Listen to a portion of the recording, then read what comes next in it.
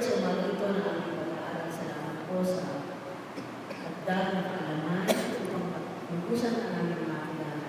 Ikaw po pa, ikaw talaga ang Diyos ng pagtuturo sa amin.